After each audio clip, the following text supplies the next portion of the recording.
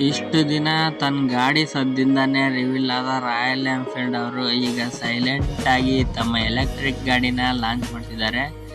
ನಮಸ್ಕಾರ ಕರ್ನಾಟಕ. ಇವತ್ತಿರೋ ಸಿಚುವೇಶನ್ನಲ್ಲಿ ಎಲ್ಲರಲ್ಲೂ ಎಲೆಕ್ಟ್ರಿಕ್ ಗಾಡಿ ಮೇಲೆ ಹೋಗ್ತಿದೆ. ಅದಕ್ಕೆ ನಮ್ಮ ರಾಯಲ್ ಎನ್ಫೀಲ್ಡ್ ಅವರು ಎಲೆಕ್ಟ್ರಿಕ್ ಬೈಕ್ನ ಲಾಂಚ್ ಮಾಡ್ತಿದ್ದಾರೆ. ಫ್ಲೈಯಿಂಗ್ ಫ್ಲೀಸ್ E6 ಅಂತ ಏನಕ್ಕೆ ಈ ಹೆಸರು ಬಂತು ಅಂತ ತಿಳ್ಕೊಳ್ಳೋಣ ಬನ್ನಿ. ವಿಶ್ವ ಯುದ್ಧ ಸಮಯದಲ್ಲಿ ಸೈನಿಕರಿಗೆ ಉಪಯೋಗ ಆಗಲಿ ಅಂತ 1940ರಲ್ಲಿ ಇದನ್ನು ನಿರ್ಮಿಸಲಾಯಿತು.